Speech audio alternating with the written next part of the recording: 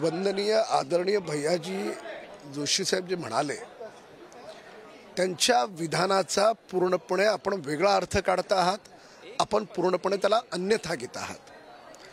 त्यांच्या बोलण्याच्या पाठीमागे भाव फक्त एवढाच आहे की घाटकोपरच्या काही भागात गुजराती भाषिक लोक अधिक राहतात, त्यावेळेस स्वाभाविकपणे त्यांच्या आपसात बोलताना ते गुजरातीत बोलतात। आता एवढा साधा सरळ अर्थ आपण कुठे घेऊन चाललाय त्याला? मुंबईची महाराष्ट्राची भाषा मराठी होती, मराठी आहे आणि मराठीच राहणार। आमच्या सरकारने त्याला अभिजात भाषेचा दर्जा दिलाय। त्याच्यामुळे आमच्या वंदनीय भैयाजींच्या विधानाला अन्यथा न घेता त्यांचा भाव काय आहे तो समजून घ्या। पण एकीकडे समजा आता तुम्ही म्हणतात की त्यांनी असं वक्तव्य केलं, त्यांना समजून घ्या।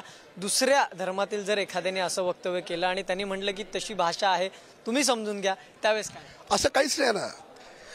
ते केवळ एवढाच अर्थाने बोललेत की तिथे गुजराती बोलणारा वर्ग, मुंबईतील अनेक भागात विविध जाती धर्माचे लोक एकत्र राहतात। तुम्ही त्यांच्या शब्दाला विधानाला वेगळ्या पद्धतीने घेता, हा तुमचा प्रॉब्लेम आहे, त्यांच्या विधानाचा प्रॉब्लेम नाही आहे। व्हिडिओ जर्नलिस्ट विकास कवळेचं मी धनंजय दळवी, पुढारी न्यूज, मुंबई।